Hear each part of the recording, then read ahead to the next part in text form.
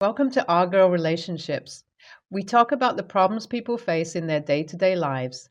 Let's start with the video. My dad's been pretty hit and miss my whole life for supporting me. He was what I call a volunteer parent, but not in the way step parents can be. Supportive for a kid that's not theirs. He was just there when it was the most convenient for him, which is never a good sign, but I always loved my dad anyways, and I typically made excuses as to why he wasn't around. When I was a kid, I'd pretend he was like a super secret spy and he couldn't always be around because he was always saving the world. What a joke that really was, though. I had a wedding. You would think this would be some super important do not miss unless you die event in your child's life, but apparently not to my dad. At the last minute, he texted me that he had to have an emergency meeting with his ex-wife. He didn't even have the balls to tell me to my face that he wasn't going to walk me down the aisle.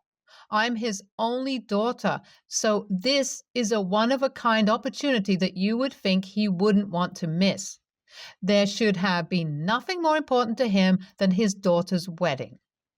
Of course, I am nothing short but livid that he wasn't there for me that day. So who can really blame me when I decided that I didn't want him at my baby shower? Of course, my mom says baby showers aren't actually for men anyways. My mom says baby showers are typically just for the women so that they can celebrate the baby and bring gifts and whatnot. This sounds completely crazy to me in general, but now my dad is throwing a complete hissy fit because I was not going to invite him. I really don't even know who told him I was pregnant. I certainly didn't because I didn't want him around and I felt so utterly disrespected by his lack of caring about me.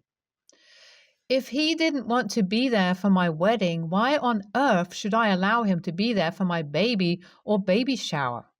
I don't want to let my child have the same disappointment that I had from his grandfather. Now, though, my dad's threatening to ruin my baby shower if I don't invite him. I'm not completely sure how he expects to do that exactly, though. If he wasn't at my wedding during my most important day, why does he care to be at my baby shower? Actually, why does he deserve to be at my baby shower? He's never actually been there for me. Maybe I should just have a complete talk with him to explain my views. I doubt it will actually do anything, but you should always try, right? Update 1. I finally had a talk with my dad. I was able to ask him what was so important that he had to leave my wedding to go see his ex-wife. He wouldn't explain to me what happened to her or why he walked out.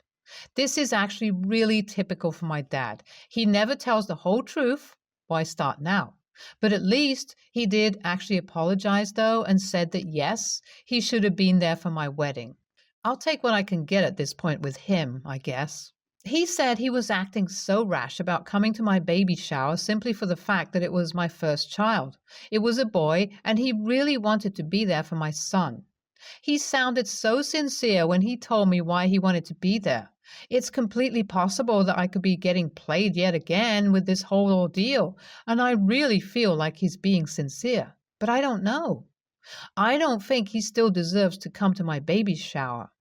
Of course, I don't want him to miss out on anything since it's his first grandson, but I really need him to show some initiative here. That being said, during our meeting, I told him that I had to really think about everything before I gave him an answer on if he can come or not. He's my father. If he wants to be there in that way, I want him to be there. But it's also a question of if he actually wants to be there. Is he going to let me down and not show up after all he's threatened and I'll just have to let him back in? Or is he going to actually show up and be what he's supposed to be as my father? Anyways, I guess I'll figure it out. I want to do what's right for me, not what will make him happy. Update 2. All right, I made my decision. I decided he can't come. I can't continue to let myself be subjected to his constant disappointments. Either he shows up in my life or he doesn't. He can't continue to get my hopes up just to let me down. I'm going to tell him that I can't do this anymore and that he's not invited to my baby shower. Well, that went about as well as you figured it could go. I told him in person and he walked off without another word to say. I figured, of course, that he was mad, and I can understand the fact that he was mad, but I hoped he would just go cool off and that would be that. Of course, for my dad, that wasn't the case. My guests and I got to the baby shower and everything was going really well. We played games and we were in the middle of opening the presents before eating and then continuing more games afterwards when someone walked in wheeling a box. The box was wrapped and looked just like a big present. The man appeared to be in a delivery uniform, which was okay. I assumed that someone had bought maybe a stroller or who knows, maybe even a crib, and it was being delivered as those items can be pretty big. Boy, was I wrong. The delivery man got the box to me and I started to open it, but the box started to move. This, of course, really scared me. The box tumbled off the platform, busted open, and my dad popped out. Not only did he pop out of the box, but he was dressed like a clown, of all things. He kicked out of the box all haphazardly, looking like he was drunk. After kicking out of the box, he jumped up and tried to do like some weird-ass dance. He ran around the room screaming and singing for several minutes, annoying my guests, then came back to the front of the room where I was and yelled to everyone at the party that he was my father and that I had denied him an invite to my baby shower, and that he didn't know how I could be such an ungrateful daughter. This obviously upset me. I'm pregnant, after all, and now my father comes in looking and acting like a complete idiot, embarrassing me in front of all my guests. I broke down crying. I literally broke down crying and got up and just ran out of the side door. I am at a loss for words about how anyone can be so insensitive to another person's feelings. What's worse is he made me out to be the bad person in front of all my guests when it's him who didn't come to my wedding. He's the one who was never there for me.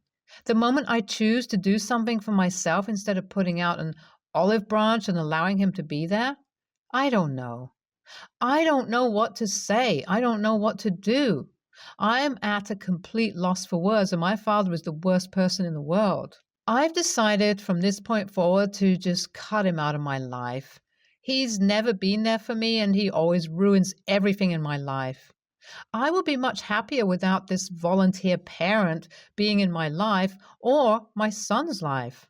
I will not allow him to be treated the way I have been. Good for you, girl. Female empowerment.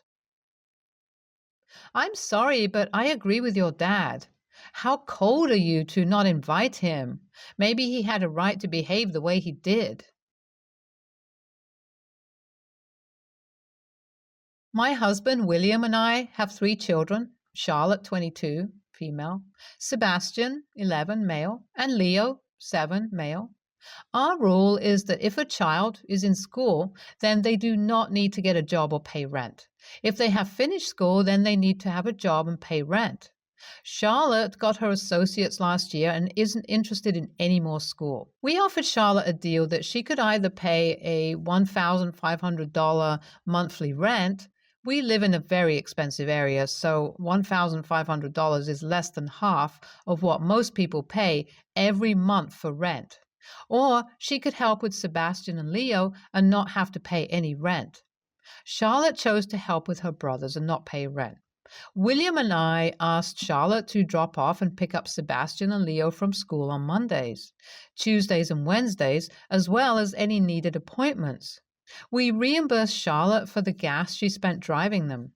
William and I do not go out very often, maybe 3 times a month. We always got Charlotte's go-ahead before making plans and asking her to stay home with Sebastian and Leo. Last month, William and I planned to meet with a friend for dinner, but our friend had to cancel last minute for an emergency. We decided to go back home and immediately noticed that Charlotte's car was gone and Sebastian and Leo were in the front yard playing. When we asked where Charlotte was, Sebastian and Leo explained that she had left earlier and they were locked outside. Sebastian and Leo told us that Charlotte leaving them home alone was a very normal thing. But they didn't say anything before since they didn't think it was a big deal and also liked being home alone. William and I kept trying to call Charlotte, but she was not picking up.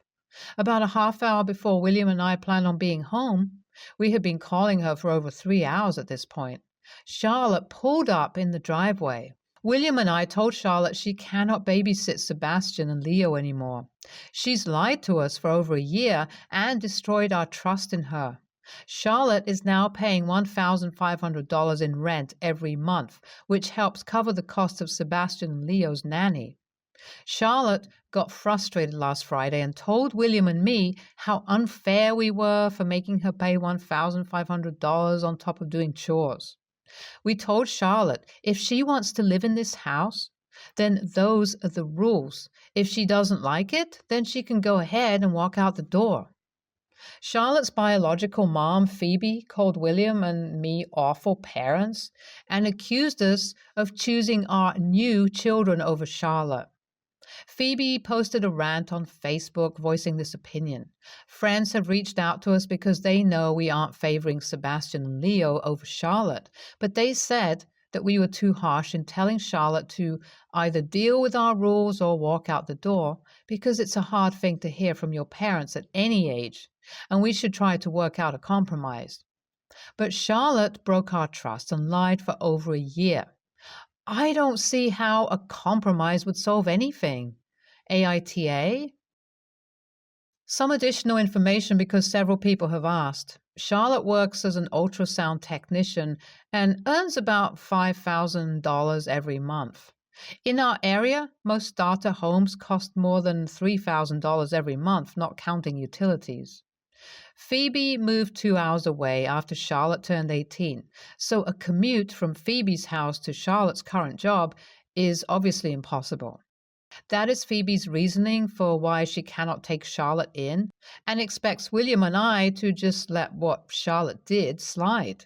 It looks like there's been some confusion when I say starter home. I'm referring to a studio apartment or a single room in a shared apartment. Charlotte gets a massive discount living with us compared to if she lived on her own, especially because we provide her utilities and food at home. NTA. She's not a child, she's 22, and leaving the two younger kids home alone could get you in a world of problems depending on the rules in your state. She's been irresponsible, apparently for quite some time. In the beginning, she had a choice of arrangements. She chose the childcare option and then didn't hold up her side of the deal. So you put her into the other option of paying rent. It's not like you kicked her out, which you totally could have done. Technically, since she's an adult. If her bio mom is so invested in her living arrangements, why doesn't she offer a spot in her home? And if paying rent and doing some chores seems onerous to her, she's going to have a rough time dealing with full-fledged adulting when she's on her own. Seems to me the compromise here is that you're still letting her live in your home at all. SMH. NTA, you told her her options and she chose to look after her younger siblings. Then she actively went behind your back for over a year, not fulfilling her end of the deal. Also, leaving the boys at home and locked out of the house seems to be the norm for her while you were out of the house. It's lucky you discovered what she was doing before something had happened to the boys. Also, $1,500 a month is nothing in a city that is expensive. If it's a major city like the one I live in, then that wouldn't even get you a studio apartment.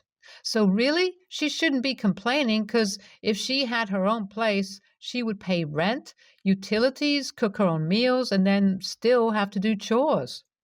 People saying you shouldn't charge your children are also the ones who get shocked when their adult children are not independent and still rely on them in adulthood. I'm 46, female. My daughter just turned 17 last week. She loves surprises, so I threw her a surprise party. I called, texted, contacted all her friends and invited them. My daughter has been best friends with Matt, 17 male, since elementary school, and they started dating 2 years ago. Matt is a really sweet boy and he treats my daughter very well. I called Matt to tell him about the party and he was a bit confused. He told me that he and my daughter had broken up 2 weeks ago. That was news to me. My daughter was still going out at least twice a week, always telling me she was going out with Matt. She had even told me she was going out with Matt the night before I called Matt. I still have no idea where she's been going, and it's very concerning to me that it must be something bad because she's keeping up the ruse that she's still with Matt. Plus, she's been hanging out with some new people in the last few months. One of them is a person who my daughter used to joke about being a hard drug addict. She doesn't make those jokes anymore, but she used to make them very seriously and frequently, so that concerns me.